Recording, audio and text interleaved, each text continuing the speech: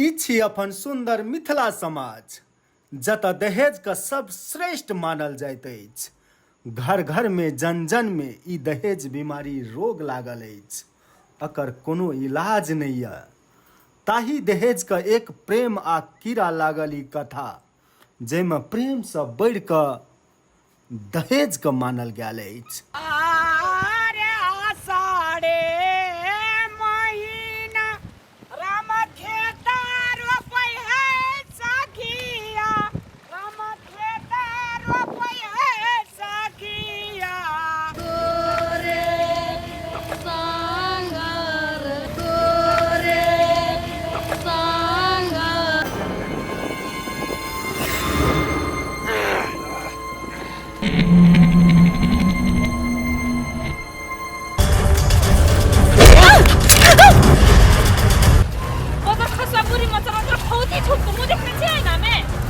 मुंह देखना नहीं चाहिए, मुंह में मुंह लगा के दिखा दियो की।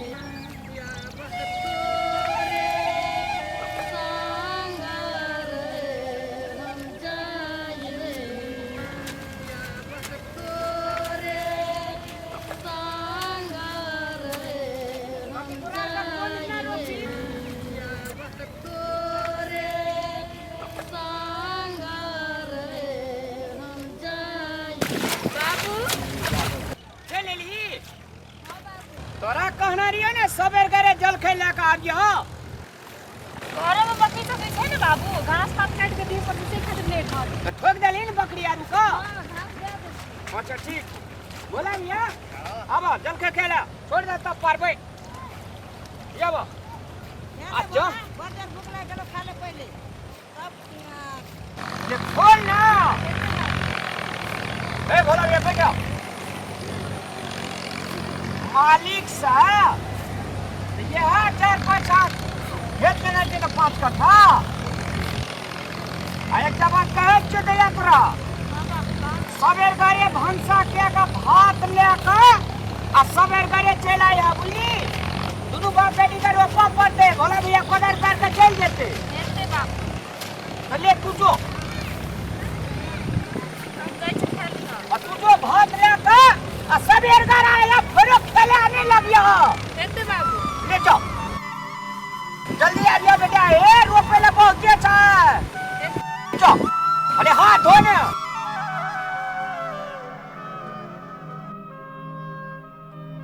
आ घर में जे हा छले धिया पुता से हा के ले भइला भी टेंशन नहीं ले एगे अचार ले लियो आम के दाहे गे मुहना मसा एते बाबू एते जाओ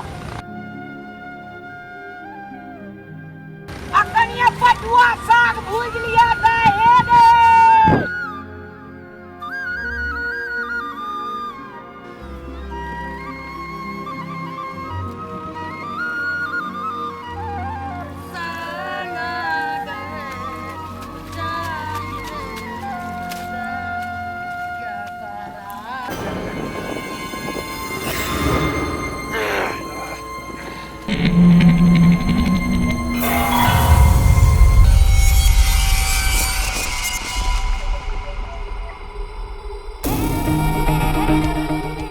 रे छोरी कता जा रहल छै भिजल सुतल रे हेबे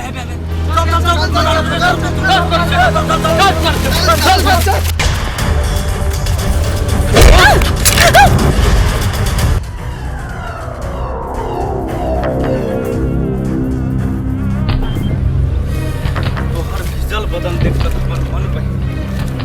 ओहने तो तोहर बियाह नहीं हमरा से बियाह क्या न देख बाबा खसा पूरी मतलब मात्र खौदी छुप को मुंह देखने से आईना में मुंह देखना नहीं चाहिए मुंह में मुंह रगड़ के दिखा दियो की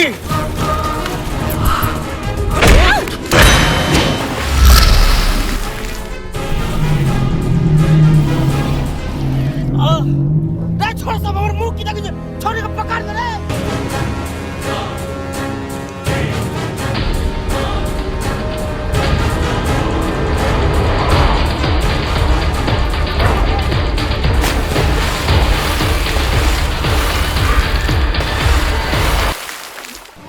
अरे अखाड़ा ही महीना खेतारो पैसा किया राम खेतारो पैसा किया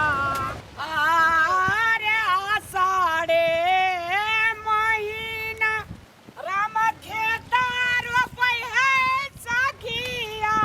राम खेतारो पैसा किया चुपी चुपी रे पै खेत खलियान एके दाची गे हेगे लगे जी छोड़ी एले अखनी तली कालिया ये हेन का कालिया हेगे दाए गए खाना बना कर सवेर घरे चला यहाँ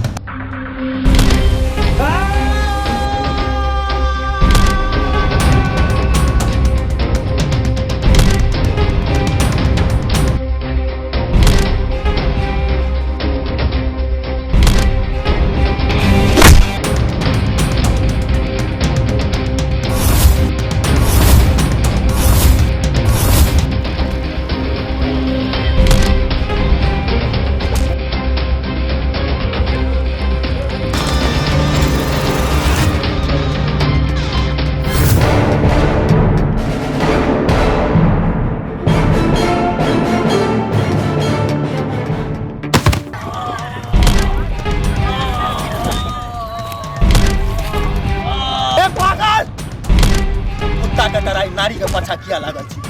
शेर का बेटा छी ते माथ पे भीड़ के दे पैर छूट कर चल जो तोर पैर ने छुपो तोर हाथ तोड़ को वो छोरी को उठा ले देबो का तोरा ते मत हमरा सामने कोई लग देख ले के चल जेबी लेकर जगह दे ले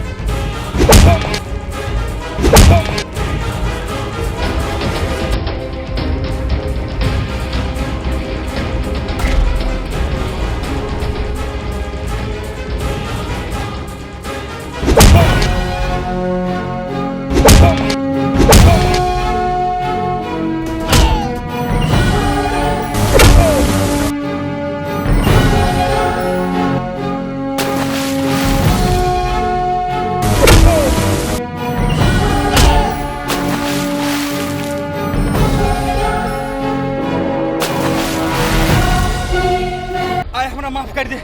आई के बाद कोनो नारी से मजाक नहीं करबो हम ऐसे सब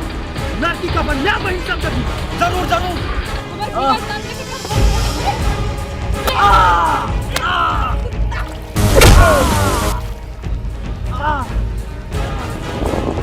साला कुत्ता के लेल बहुत कुत्ता धन्यवाद दिए चाहे छी अहाँके जे आइ हमर इज्जत बचा देली नारी के इज्जत बचनाइ तो हमर धर्म छै अहीटा नहीं अगर दूसरो नारी रहतिए नहीं जगह पर तो हम ओकरो इज्जत बचेतिए